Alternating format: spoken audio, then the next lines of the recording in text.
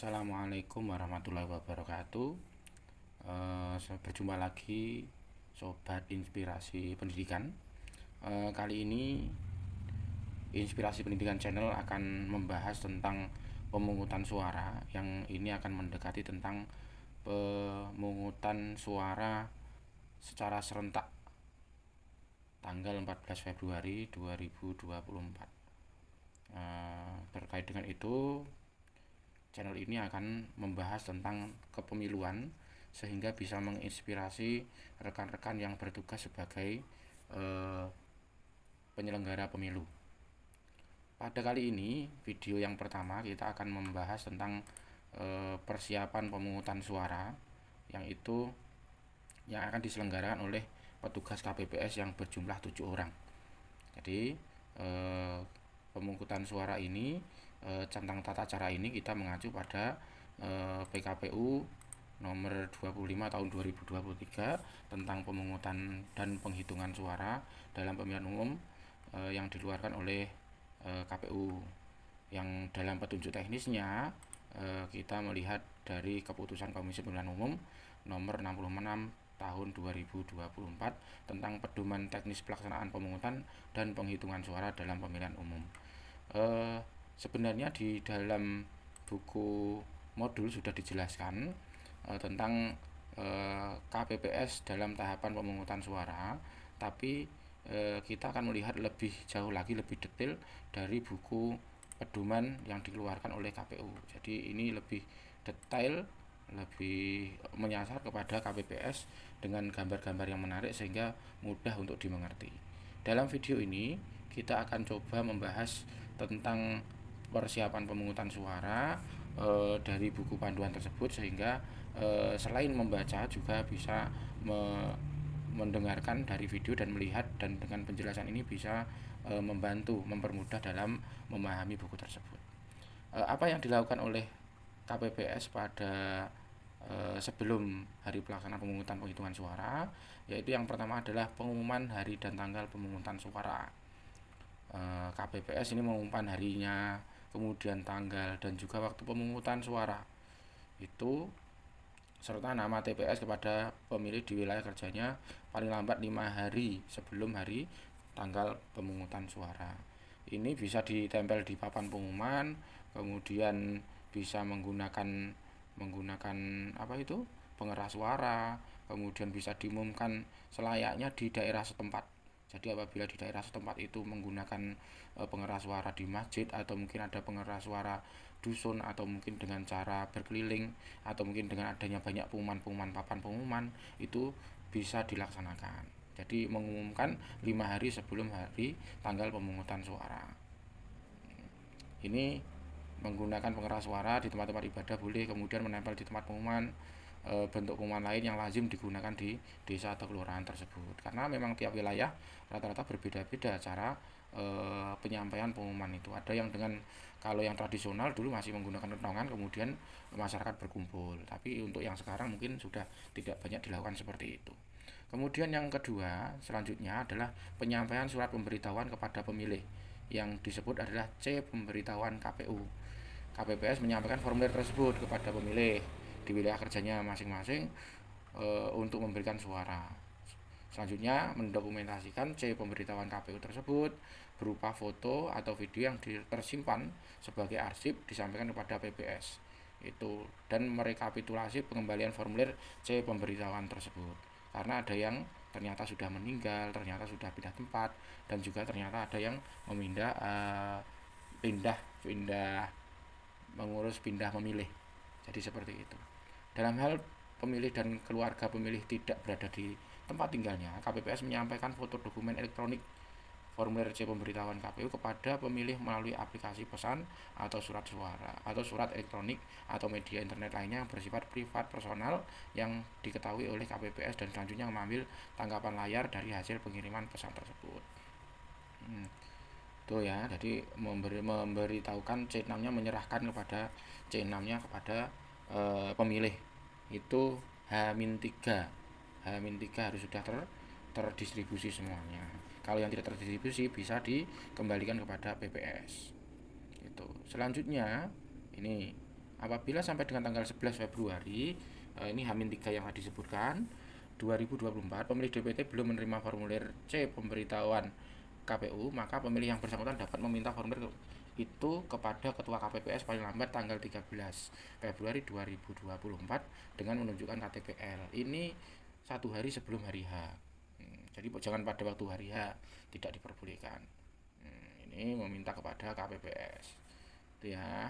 Apabila KPPS menemukan pemilih yang telah meninggal dunia, pindah alamat domisili, pindah memilih, tidak dikenal dan tidak berada di tempat, dan tidak terdapat keluarga atau orang terpercaya yang dapat dititipkan, dan KPPS tidak memiliki kontak personal yang bersangkutan, menandai atau mencatat keterangan tersebut dan melaporkan kepada PPS tentang C pemberitahuan KPU tersebut. Ini jadi memberitahukan kepada PPS yang formulir tidak tersampaikan tersebut dengan menggunakan berita acara pengembalian itu, dan nanti PPS akan merekap itu semuanya tiap TPS-nya. Tuh. Ini. Lanjut. Apabila terdapat formulir C pemberitahuan KPU yang tidak dapat diserahkan kepada pemilih, Ketua KPPS mengembalikan formulir C pemberitahuan kepada PPS. Ini yang saya sampaikan tadi. Nah, berikutnya sesudah menyampaikan C pemberitahuan tersebut, yang dilakukan oleh KPPS adalah pembuatan TPS. Pembuatan TPS tanggal 13 Februari harus sudah jadi. Itu bersama dengan logistik nanti datang. Jadi pada waktu hari H pelaksanaan tanggal 14 Februari itu sudah terlaksana dengan baik. Tidak ada tempat yang itu belum siap tentang TPS-nya, entah itu formasi meja kursinya, kemudian susunan kotak dan juga biliknya harus sudah siap pada H-1. Nih, denah tempat pemungutan suaranya nanti seperti ini. Rekan-rekan sobat pendidikan semuanya, ini adalah berukuran 8 kali 10 meter. 8 kali 10 meter itu minimal. Kemudian dengan denahnya seperti ini, di tempat masuk ada petugas ketertiban TPS, di sini namanya PAM atau Linmas. Kemudian di tempat keluarnya ada Linmas juga, keamanan. Masuk di dalam sini itu masuk biasanya KPPS 4 dan KPPS 5. KPPS 5. Nah, KPPS 5 kemudian beralih ke tempat ruang penunggu atau tempat duduk yang di sini 25 kursi, yang 5 diperuntukkan untuk disabilitas. Itu 25 kursi. Kemudian kalau sudah antrian di sini bisa lanjut ke KPPS 1 dan KPPS 2 dan 3. Itu menjadi satu kesatuan sama dengan KPPS 4 dan 5 tadi, itu adalah satu kesatuan. Ini juga satu kesatuan. Kemudian di sampingnya ada saksi, ini ada pengawas TPS juga.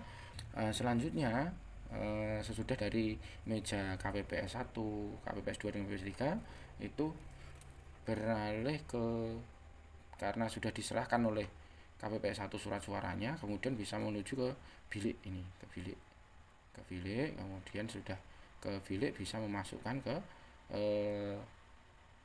kotak suara. Perlu kita tahu ya bahwa biliknya ini nanti ada 4 bilik yang itu bisa digunakan. Kemudian kalau sudah dari bilik kemudian masuk ke kotak. Nah, kotak ini harus berurutan.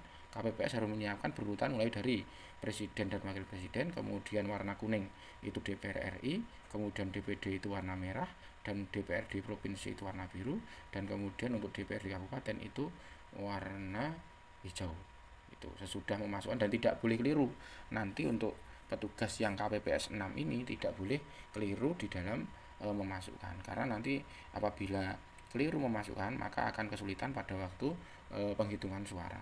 Jadi dipastikan bahwa yang KPPS 6 ini tidak buta warna, jadi yang dalam penglihatannya berarti jelas dan dia harus konsentrasi betul gitu.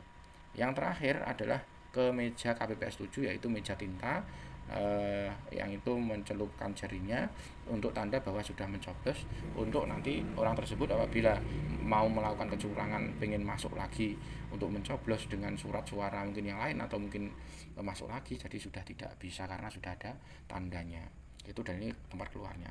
Inilah yang disiapkan KPPS, mempersiapkan tempatnya. Nah, ini ada keterangan khusus. Dalam pendirian TPS, KPPS memperhatikan yang pertama, kemudahan akses bagi kelompok disabilitas, pengguna kursi roda dan lanjut usia dalam menggunakan hak pilih. Jadi pengguna kursi roda itu tidak ada selokan atau mungkin loncat dari selokan satu, atau mungkin tempatnya itu yang halus supaya bisa roda itu bisa berputar lewat ke situ. Untuk orang tua, kemudian jangan yang itu ada undak-undakan terlalu tinggi atau apa, ya difasilitasi yang baik sehingga aksesnya bisa mudah. Kemudian dalam pembuatan bilik itu tertutup di belakangnya sehingga kerahasiaan pemilih itu dalam memilih itu terjaga. Jadi di belakangnya jangan ada jendela, kalaupun ada jendela harus tertutup. Jadi tidak ada di belakangnya itu ada yang bisa ngintip, sehingga pemilih itu pada waktu menjaga kerahasiaannya itu merasa kurang nyaman. Jadi merasa bahwa ini sudah tidak rahasia, karena memang azasnya adalah langsung, umum, bebas, rahasia, jujur dan adil. Rahasia ini salah satunya adalah tidak bisa diketahui oleh orang lain. Itu. Selanjutnya tentang TPS lagi. Luas TPS yang di sini yang saya sebutkan tadi adalah panjang 10 kali 8 meter. Nah, dengan kondisi tempat yang baik, yang eh, bisa dilihat oleh banyak orang, jadi luas intinya itu. Selanjutnya untuk listriknya harus listrik yang memadai penerangannya, yang cukup terang, terlalu silau juga tidak diperkenankan, atau terlalu redup bahkan gelap ya jangan sampai. Itu untuk bilik suara, jadi untuk mencoblos bisa terlihat jelas. Itu pun nanti juga membantu pada waktu penghitungan suara, karena sistemnya caranya dengan cara dicoblos, akhirnya harus bisa terlihat jelas dengan lampu. Jadi makanya digunakan lampu yang standar standar terang itu. Kemudian tempat TPS dilarang mendirikan tempat pemungutan suara dalam ruang tempat ibadah. Kalau depan masih diperbolehkan dengan menggunakan terop karena mungkin halamannya luas atau apa gitu. Tapi kalau mendirikan di dalam tempat ibadah itu memang dilarang. Itu. Selanjutnya untuk TPS di ruang terbuka pastikan terlindung dari sinar matahari dan hujan. Ini yang biasanya yang di lapangan menggunakan terop ya, tenda itu biasanya kan harus ada penyekatnya, dan karena 14 Februari 2024 itu adalah masih musim hujan, maka sebaiknya untuk yang di luar tenda harus memperhitungkan betul-betul tentang keamanan TPS tersebut. Jadi dimungkinkan terjadi hujan, jadi harus disiapkan sedini mungkin tentang bagaimana penanggulangannya supaya hujan tidak mengganggu jalannya pemungutan dan penghitungan suara. Selanjutnya adalah penyiapan perlengkapan pemungutan dan penghitungan suara serta dukungan perlengkapan lainnya. KPPS menerima perlengkapan pemungutan dan penghitungan suara serta dukungan perlengkapan lainnya dari BPS paling lambat tanggal 13 Februari 2024. Jadi 1 hari sebelum hari H, hari pelaksanaan, harus sudah menerima ini semuanya dari kelima kotak tersebut yang ada di dalamnya, yang tersegel, kemudian juga yang ada di luar, termasuk bilik suara yang ada di luar itu sudah diterima semuanya. Itu sudah, dan dicatat, dicek semuanya, dan langsung dijaga oleh Linmas, ditempatkan di tempat TPS tersebut yang sudah jadi itu dengan menandatangani berita acara. Nah, perlengkapan pemungutan penghitungan suara dan dukungan perlengkapan lainnya di luar kotak suara terdiri dari ini: bilik suara, tanda pengenal, lem perekat, ballpoint, spidol, stiker nomor kotak suara yang sudah ditempel di kotak suara, label kotak suara yang sudah tertempel, daftar pasangan calon dan daftar calon tetap, salinan DPT yang ditempel pada papan pengumuman, salinan DPTB yang ditempel pada papan pengumuman, salinan DPT yang dibagikan kepada saksi, salinan DPTB yang dibagikan kepada saksi. Itu yang ditempel nanti yang di luar itu. Flyer informasi pengumuman hak pilih di TPS, ada yang di sini flyer informasi pengguna hak pilih. Tuh, jadi sudah ada semuanya pada H-1. Itu rekan-rekan KPPS, sobat pendidikan tentunya nanti bisa membantu.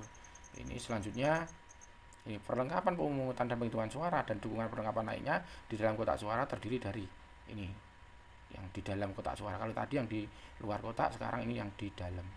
Ini surat suara, tinta, segel, alat untuk mencoblos, alat bantu tunanetra, kemudian sampul kertas, kantong plastik, segel plastik pengganti gembok, karet pengikat surat suara, kemudian formulir model C hasil salinan dan formulir lainnya, tali pengikat alat pemberi tanda pilihan, formulir untuk berita acara, dan sertifikat. Ini yang ada di dalam kotak suara. Gitu rekan-rekan semuanya, ini tentang persiapan pemungutan suara yang akan dilaksanakan tanggal 14 Februari tersebut. Ini dari tadi pengumuman H-5, kemudian pemberian formulir C kepada masyarakat sebagai pemilih, kemudian pembuatan TPS, kemudian yang terakhir tentang penerimaan logistik. Jadi itu rekan-rekan semuanya sobat pendidikan tentang apa yang disampaikan sekarang ini. Yang pertama adalah tentang persiapan pemungutan suara. Itu rekan-rekan semuanya, ini bisa dipelajari. Kalau yang sebagai KPPS bisa melihat di buku panduannya. Oke, terima kasih. Semoga ini bisa menginspirasi semuanya. Assalamualaikum warahmatullahi wabarakatuh.